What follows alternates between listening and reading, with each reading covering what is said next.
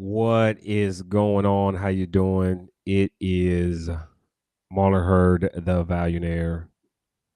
Hold on one second. I want to make sure that there we go.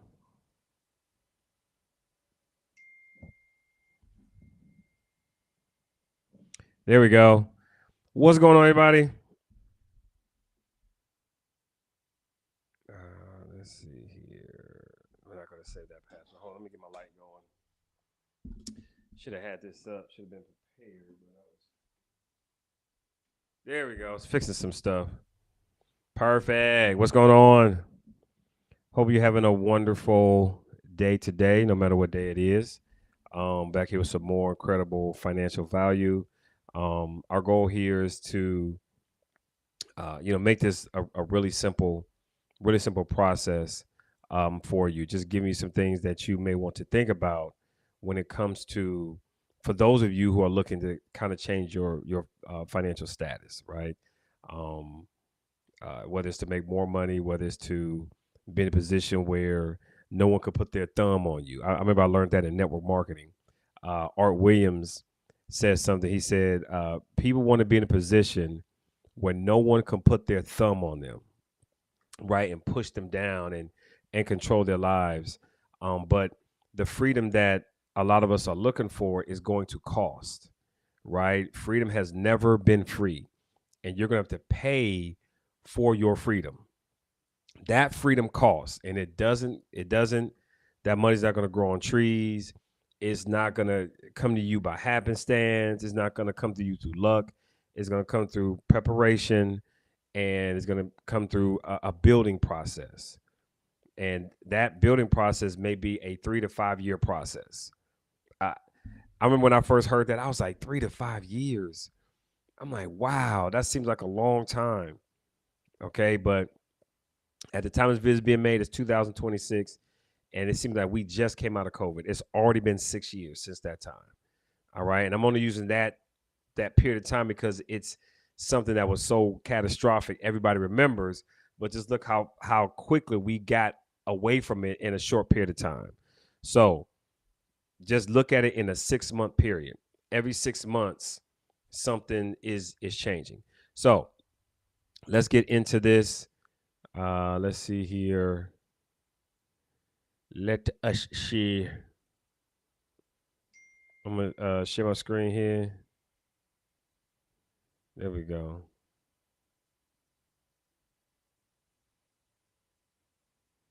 Yes, sir. Yeah, there we go. Make me a little bigger. All right. So let's get into this. Hope y'all can see the screen. All right. And this is really simple stuff.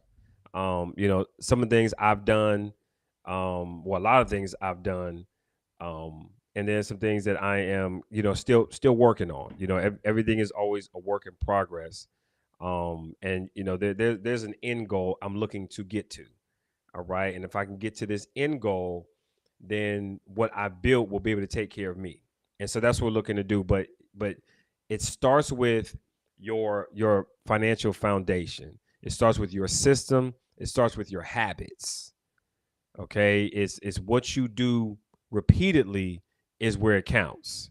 So your system, what you're dumping your money into, and your habits. All right. And your habits. That's why I created the free community so that you can be around individuals. So when you start to feel, weak, or I don't know if I could do this, you can come to the community. All right. Just like church. That's why church is every Sunday, because throughout the week, things are going to be hitting you up.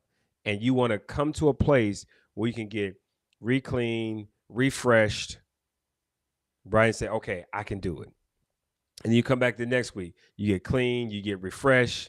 Okay, I can do it. All right. That's why a lot of our calls on Sunday, so you can come, get re-clean, refresh, and say, hey, I can do it. All right. So let's get into it. 3 things to avoid if you want financial freedom. We got high interest debt, emotional spending, and living without a plan. Okay. So most people think becoming wealthy is about making more money, finding the perfect investment, landing a better paying job. But here's the truth: Financial freedom isn't built by what you earn, it's built by what you stop doing. Every wealthy person learns one important lesson. Wealth isn't just created by good decisions, it's protected by avoiding bad ones. Now, you're not going to be able to avoid all bad ones. Okay. So those bad ones you need are lessons. Those are going to be lessons for you. A lot of things that you're going to have in this process are going to be lessons. You don't lose, you either win or you learn. You don't lose, you either win or you learn. So those times where you're not winning, you're learning. Okay, you are learning.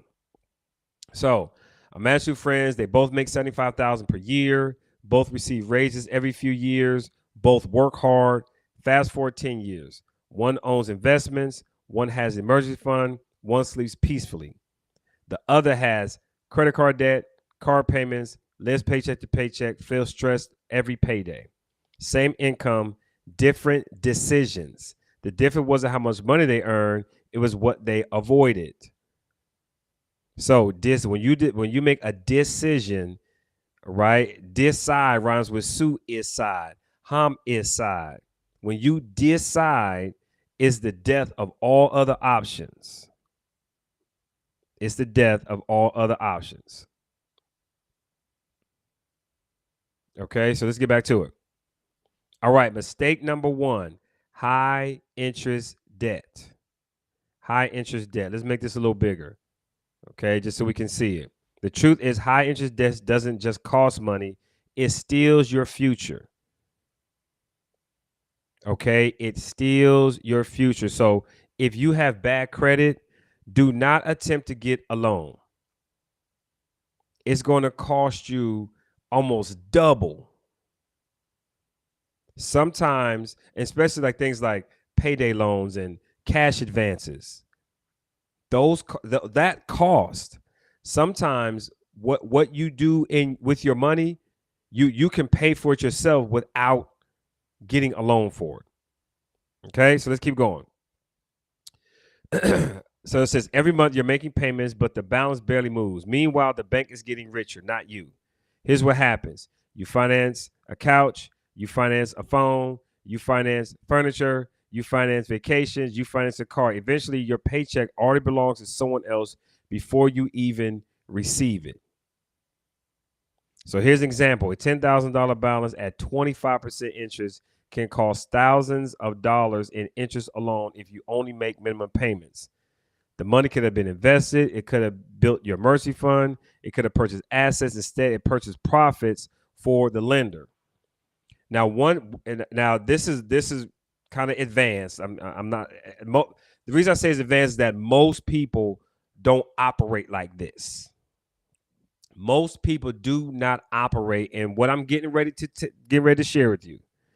So if you're gonna go get something like a car, right now, I know that a lot of people out there need transportation. You got to get around. I understand that.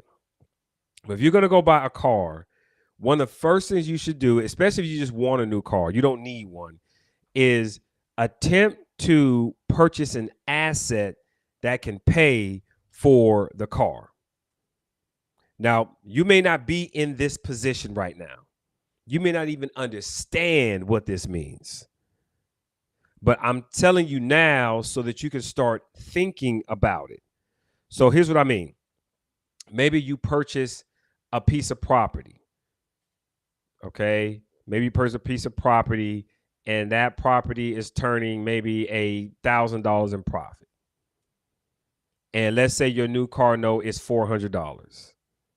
Well, that asset is now paying for the car. So when you're ready to turn that car in or you're done driving that car, the asset remains and the asset appreciates over time. Okay. Now, an asset doesn't have to be property. An asset could be a business that you start. Let's say that that business after a couple of months is earning an additional $300 to $500 a month. You may be able to take a piece of that to help pay for the car. So I know most people aren't in that position. Most people aren't thinking like that. But now that I'm saying it to you, So when you say, okay, I want to buy this car, well, how much is it going to cost per month? It's going to cost about $500 a month.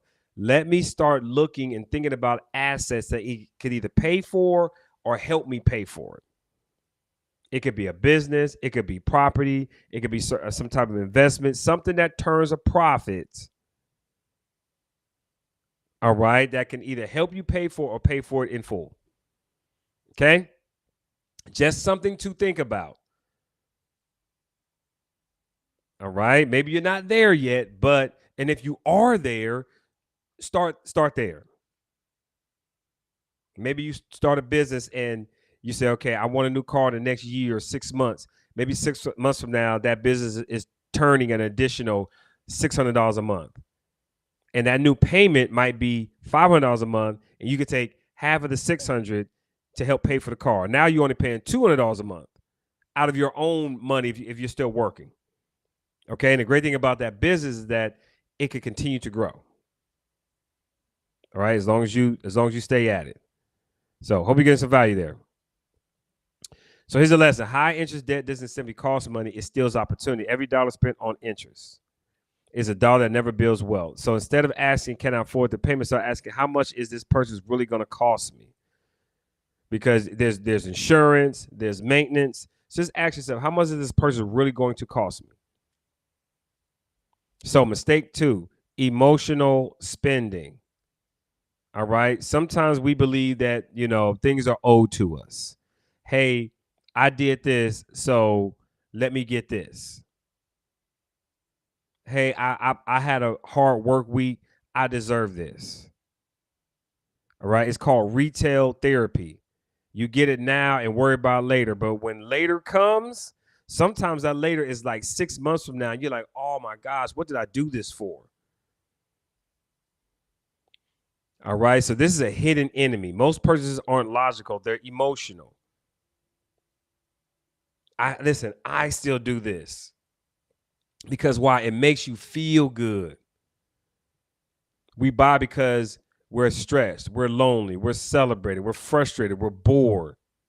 Retail therapy feels good for about 15 minutes, then reality arrives. That is so true. Here's the cycle: stress, shopping, temporary happiness, credit card bill, more stress, more shopping, more debt. It's a cycle. So you create the stress by shopping, and you do more shopping, which creates more stress, and then more shopping, which creates more stress. And then next you know, you got a $3,000 credit card bill. Okay, so wealthy people think differently. And what I mean by wealthy people, I'm just talking about the way they think. Remember, wealth is a measure of time. They don't ask, what do I want today? They ask, what do I want my life to look like 5 years from now? A mentor of mine told me a long time ago, begin with the end in mind. So what does your end goal look like? So start there every day. And so then you start to work backwards and ask, will this get me to that point? If the answer is no, don't do it. So every purchase either moves you closer to freedom or further away. Here's the lesson. If you emotionally control your wallet will never build your future. So instead of emotional spending, practice intentional spending. Before you purchase, ask yourself, do I need this? Will this improve my future? Am I buying this because I'm emotional? That one question has saved people thousands of dollars. It's just a simple question. Is this going to hinder me or is this going to help me? So mistake 3, living without a plan. There's a movie out there called Along Came Polly. And there was a scene with Ben Stiller and it's not Jennifer Aniston. I can't think of her name right now. It might be Jennifer Aniston. And he told her she's on the non-plan plan. She's like, I just live life by the seat of my pants. And he is like, well, that's the challenge. You're on the non-plan plan. I was like, wow. A lot of people are on the non-plan plan. They don't have a plan. Well, if you fail to plan, you plan to fail. So just write a couple things down. It doesn't have to be a lot. Just start somewhere. Just write some things down of how you want your life to look. Once you write it down, it starts to create. Once you write it down, it starts creating. You start to create your blueprint. And once it's on the blueprint, then it starts to become reality. So money without direction always disappears.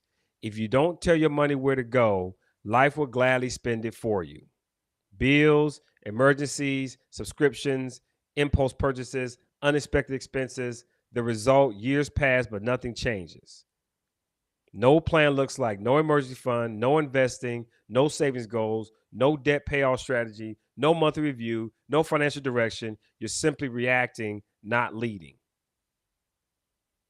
Now, listen, I know all of this is probably new. You've never done it before, but this is what it takes. It takes all of this. But after a while, it becomes what you do. Imagine getting into your car without entering a destination. What would you expect to arrive somewhere meaningful? Of course not. Money works the same exact way. Every wealthy person has a plan. Financial freedom isn't accidental, it's designed. You have to design your freedom.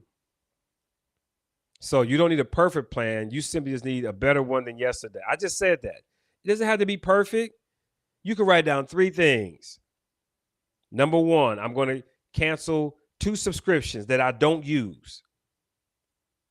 I'm going to spend 1 day less buying coffee.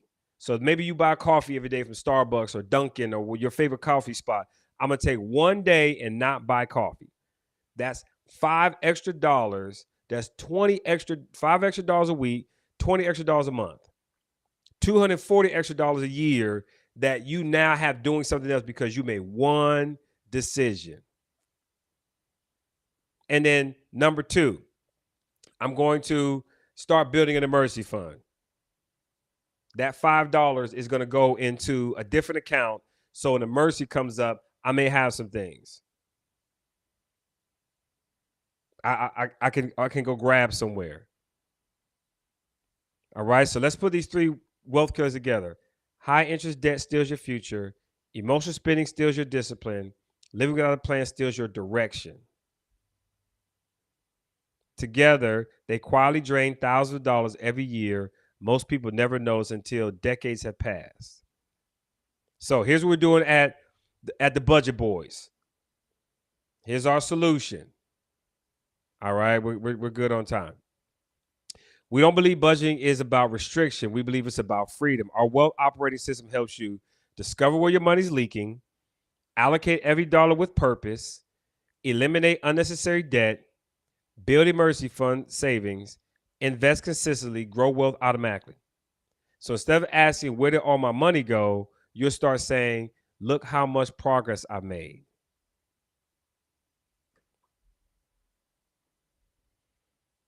Okay. Even if you just stop spending money on one subscription, one, it will change everything. That $15 a month is now going somewhere else that will benefit you in your process. So the first you want to do is find out what your leak score is. How much money is leaking? How much money is leaking? And we have a whole process for that. All right. So this week, take your leak score assessment. Write down your 3 biggest money leaks. And then choose one leak to eliminate this week. I just mentioned, I've been saying that throughout this whole broadcast. So not next month, not next year, this week. Small wins become big victories. Do this week, right now, as soon as this is over. Okay? Financial freedom is reserved for people who make 6 figures. It's available to everybody, but it's for people who consistently make wise decisions with money they already have. Every dollar has a job. Every decision matters. Every habit compounds. The question isn't, can I become wealthy? The question is, am I willing to stop doing the things that keep me broke? Okay? So come join us in the community. All right, let me push this down. All right, come join the free community. It's free. Come join the free community. As a matter of fact, let me stop sharing so that you can see this.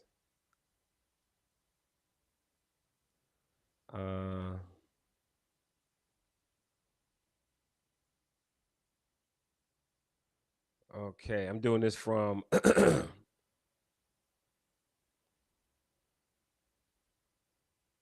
let's see here.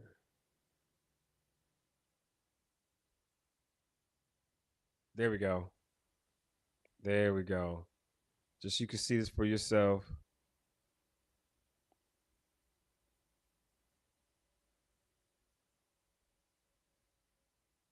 All right, let me get my face out of the way.